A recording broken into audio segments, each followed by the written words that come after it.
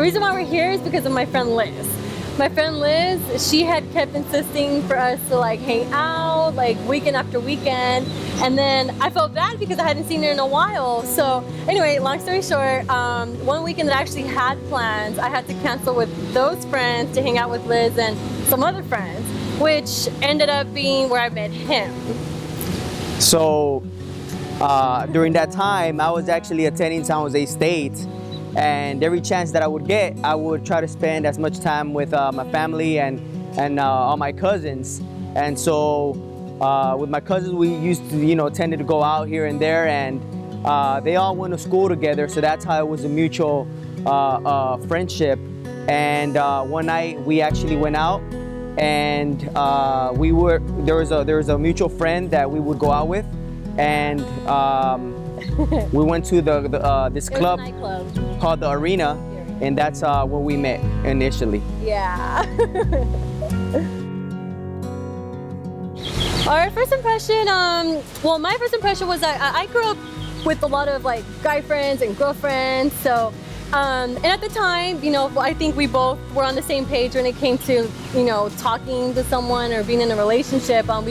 At the time, we both did not want a relationship. So, for me, it was just a matter of like, oh, it's just another friend. We're gonna hang out. We'll be seeing each other more often. So, I was excited to make a new friend. And I knew we were going to hang out then going forward. So, that's mine. From my standpoint, he was on the physical attraction aspect of it, I noticed her legs. That was the first thing that I noticed, because she was walking. Okay, but I was wearing shorts to the nightclub and stilettos. And by the way, thanks Mom and Dad. That's what you fell in love with. So as she walked across, I noticed her walking, not knowing that she was part of the group that we were gonna hang out with. Little did we know, she was part of the group that we're hanging out with. And we just kind of spoke. It was nothing, I wasn't looking for anyone in particular. She wasn't looking for anyone in particular. It was just kind of like hanging out, called it a night, went to a 7-Eleven, grabbed some Gatorades, and then we went to Denny's. And we called it a night. Yeah, which by the way was the first time I've never ever felt so embarrassed to eat more than a guy, because him and his cousins barely ate that night, and it was like, mind you, it was 3 a.m. We just went dancing. I had like 5 plates on the table, and they were all like seated around me, and I'm like, oh man. To my credit, he was on we're actually in a sports team. I actually was attending San Jose State for soccer, so I was on the team. So I had a really strict diet then. And that's how that came about. Throughout the time of us having conversations over the phone, she seemed very different. Like I said, I didn't want a girlfriend. That was not my mindset. My focus was, school and sports, and anything else really didn't matter. But when I would have conversations with her, it was deep meaning conversations. It was worthwhile talking to her. So throughout the time, I was kind of throwing hints, jabbing here and there, in the sense of, hey, if I were to ask you out, not that I am, but if I were, where do you sit with that? Because the last thing I wanted to do was asking her out and her being, hey, you know what, I'm not there yet. So I had it planned out. Her birthday is January 3rd. And my plan was to actually ask her out on her birthday. Mm-hmm. So we actually were in my house. We were watching a movie, and his sisters were there too. Yeah, we were watching. Yeah, with my family, and she, was looking at the time. She was like, it's kind of late. It was January 2nd. Yeah. Her birthday's January 3rd, so I was waiting for midnight. Yeah, but mind you, I was working 2 jobs and going to school, so I barely slept. So by like 7 o'clock, I was ready to knock out if I didn't have any homework. So like, I knew it took about 45 minutes then to get her house. So around 11:45, I said, all right, let's go. So I took her home, and when I parked, I actually had bought in a necklace with a key with a heart. Yeah. And we had a conversation, and I pretty much asked her, hey, you know, I would love to have the key to your heart. Would that be okay with you? And that's pretty much how I asked her out. Yeah, that's what it was. January 3rd was our anniversary. So I waited till midnight to pop the question.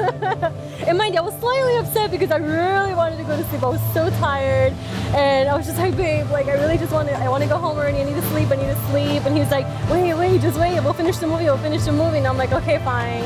So yeah, that's what it was. He had it all planned out to ask me to be his girlfriend.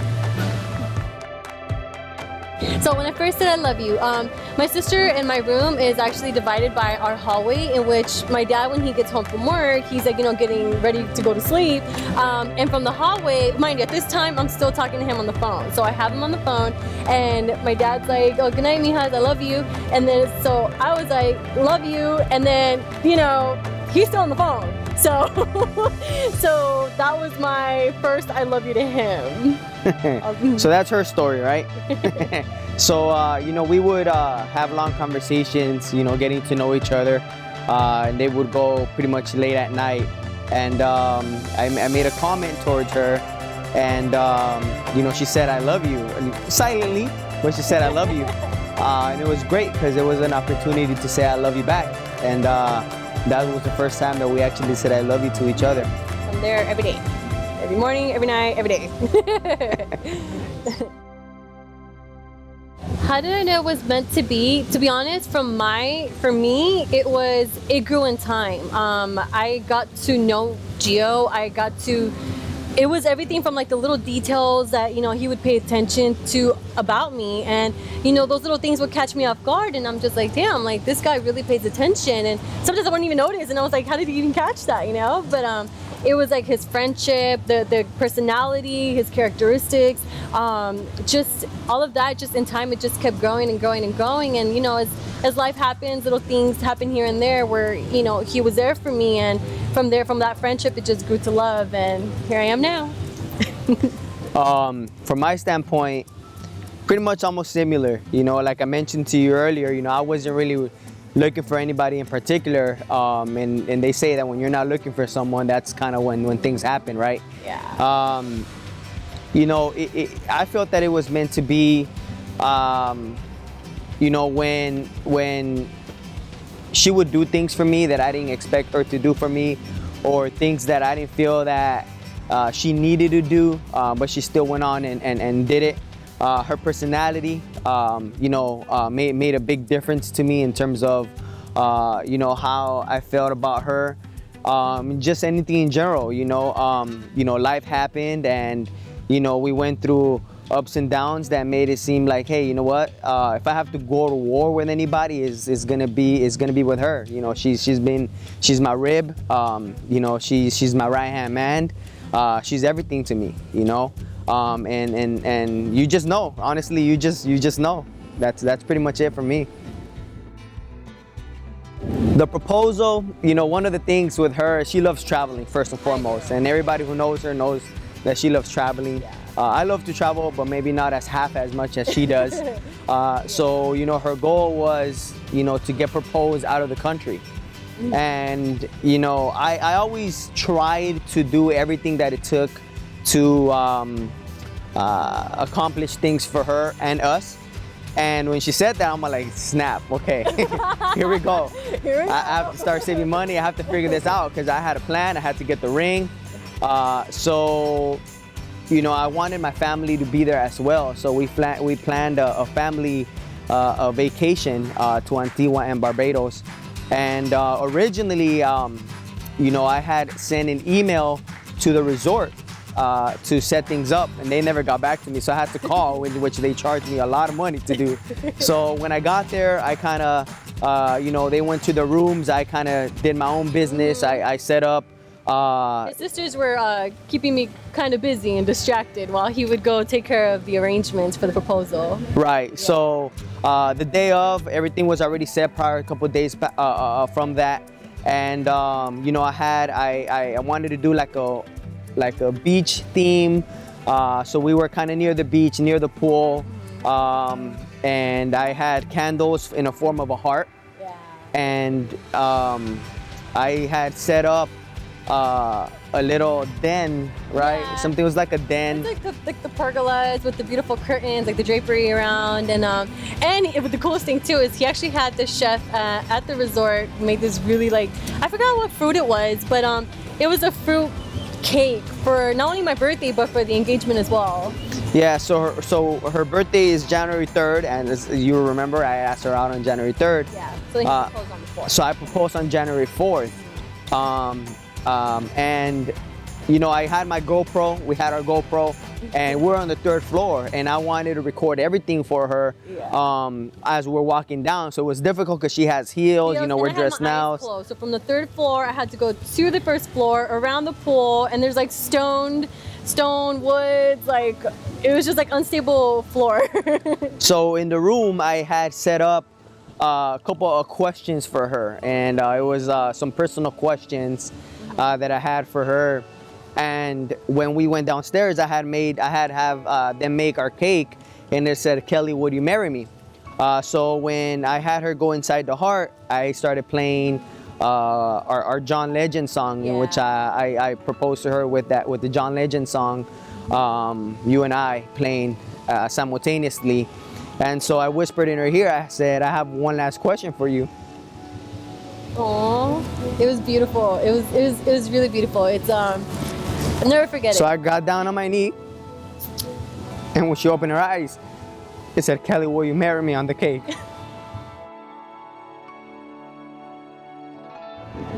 Well, hey babe, here we are after 11 years.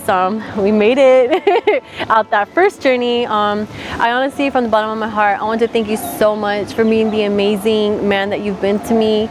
You've always had my back, you've protected me, you've considered me in every situation. I love you so much because I have a long list, but I want to let you know that I love you so much. I will always be here to protect you, take care of you, share so many more memories with you. Thank you for always having me by your side and never giving up on us, always putting in work. And just thank you and I love you because during the time that sorry, that I was fighting for my health, your faith in God kept me alive, and I thank you for that. And moving forward, I'm so excited for this new journey. I have so many more countries to take you to. Some you probably won't like because it requires swimming with sharks or doing something crazy, but you know me, you know, like cultures and traveling is just, it's fun and you're gonna love it, I promise. I can't wait to have so much more fun with you, babe, and just share more moments with you and adventures. And I know relationships are not easy, and I know things are not going to be easy, but the most precious things are the ones that you have to work so much for, and it's always rewarding in the end. And I love you, babe. All right, so first of all, babe, you know, I want to thank you for everything that you have ever done. You mean the world to me. I mean, thank you is not enough for all the appreciation that I have for you. We've been through thick and thin, and you know, I mentioned to you this before. There's not a person that's perfect for someone, but you're perfect just enough for me. You know, I do feel that God sent an angel in the form of a woman in you to me, and for that I thank you. You know, I want to tell you how much I love you. You know, I love you so much. Sky's the limit. You know, like I said earlier, you know, we've been through thick and thin together. You know, I've always mentioned to you, if I have to cry, if I have to argue, if I have to do anything that's requiring energy, I'm gonna do it for someone who's worth it, and you are that damn worth it to me. You know, the life that we've shared, the home that we've built is second to none to me. And you know, for all that and more reasons, I love you. You know, I love you because you're there for me when I'm down. You're there for me when I you know, don't even have the strength to continue. You know, everybody who knows me know that I have a refuse to lose mentality. You know, I'm a go-getter. I fight to the limit. Nothing's ever gonna stop me. And those are the attributes that you share, in which I extremely am passionate about, and you share all that, and that's why you know, I love that about you as well. You know, it's something that means the world to me. You know, you're a go-getter, you're a hustler. You know, again, some of the attributes that we both hold. And I, you know, I never thought that, you know, someone else would outwork me to an extent from time to time. And you know, I piggyback off that. So you know, I love you extremely much, baby. I'm extremely excited for what the future is gonna hold for us. You know, to me, you've always been my wife, but now, you know, you're officially my wife. And you know, I'm excited for everything that we are gonna continue building. You know, we're gonna build in this relationship.